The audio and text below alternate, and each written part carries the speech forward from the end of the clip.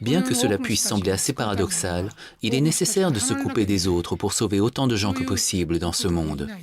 Sinon, vous ne serez pas capable de les sauver. Cela s'est appliqué aussi à Jésus-Christ. Les gens l'admiraient au point de le suivre partout par milliers. Mais quand son énergie spirituelle faiblissait, il fuyait la foule. Il prenait alors le large en bateau ou s'isolait dans les montagnes pour se retrouver seul. S'il ne se retirait pas dans un endroit tranquille, il n'aurait pas été en mesure de recharger son énergie spirituelle. Cela lui aurait été impossible au milieu d'une foule bruyante. Il se rendait donc dans un endroit tranquille pour méditer, se ressourcer et attendre que ses forces lui reviennent. Quand il se sentait suffisamment fort à nouveau, il se dressait devant la foule pour prêcher une fois de plus, avec une vigueur telle qu'on aurait cru une autre personne. C'est ainsi que dans une religion s'établit un cycle de rechargement et d'émission de l'énergie spirituelle.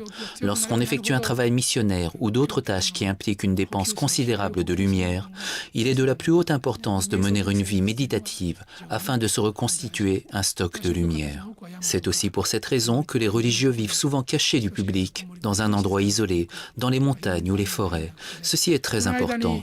S'ils ne se débarrassaient pas de la crasse de la vie quotidienne, ils seraient incapables d'effectuer leur travail.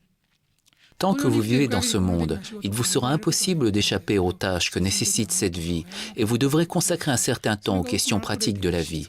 En abuser se fait cependant aux dépens de vos qualités spirituelles. À l'inverse, si vous passez tout votre temps en méditation, vous aurez des problèmes au niveau de management ou de travail de ce monde. Une religion se confronte toujours à ces deux aspects contradictoires. Si ce conflit fait défaut, alors on peut dire que cette religion n'est pas authentique. Une fausse religion peut se consacrer à un seul aspect. Sans la moindre inspiration spirituelle pour fondement, sa gestion n'appartient qu'à ce monde. Certains se concentrent bien sûr uniquement sur le spirituel. Il en va ainsi des ermites qui passent tout leur temps à l'écart du monde. Beaucoup passent tout leur temps à méditer seuls, mais ils ne seront pas en mesure d'apporter le salut à un grand nombre de gens. Leur discipline ne peut sauver qu'eux-mêmes. Ils croient que là réside leur bonheur, mais ces personnes qui se contentent de se retirer seules pour leur joie personnelle sont ce qu'on considère comme des ermites. Comme les ermites n'aiment ni les organisations ni la foule, leur groupement ne va guère au-delà d'un petit cercle amical. Retraites et prédications à grande échelle ou travail missionnaire forment ainsi deux aspects complémentaires de la religion. Je ne pense pas que nous ayons encore réussi à mettre pleinement en pratique ce thème dans notre organisation.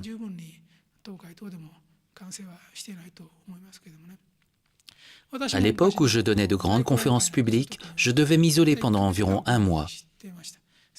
La plus longue période que j'ai passée en retraite était de 3 mois, où je me coupais de tout contact avec le monde extérieur. Mais au bout de 2 semaines de retraite, c'est au niveau de la gestion de notre organisation que divers problèmes commençaient à se produire.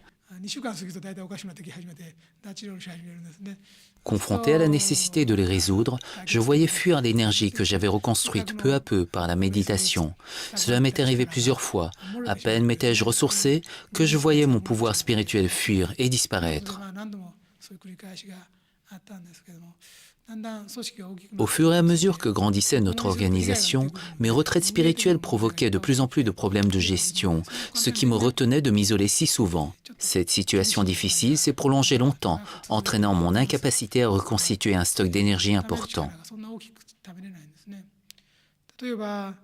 Dans mon cas, le phénomène des messages spirituels ou la capacité à pratiquer l'écriture automatique est en permanence à ma portée, mais atteindre le niveau qui me permet de sortir le dharma du cœur juste au moyen d'une écriture automatique, d'une seule traite et d'un seul tenant, sans aucune pensée perturbatrice, est d'une telle rareté que je ne peux en bénéficier qu'une fois tous les 5 à 10 ans.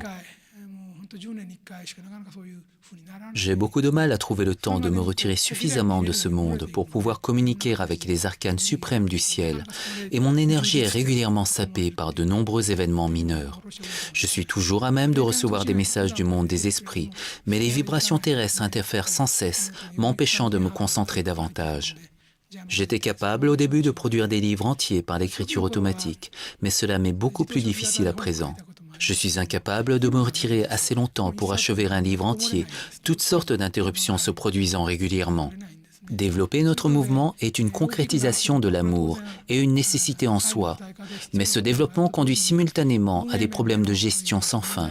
En ce sens, il comporte des aspects à la fois délicats et dangereux pour un spirit. Il lui devient impossible de récupérer son énergie. La multiplication des problèmes terrestres provoque des interférences sur la ligne directe, entretenue avec les royaumes des esprits supérieurs, et parfois même des erreurs d'interlocuteurs.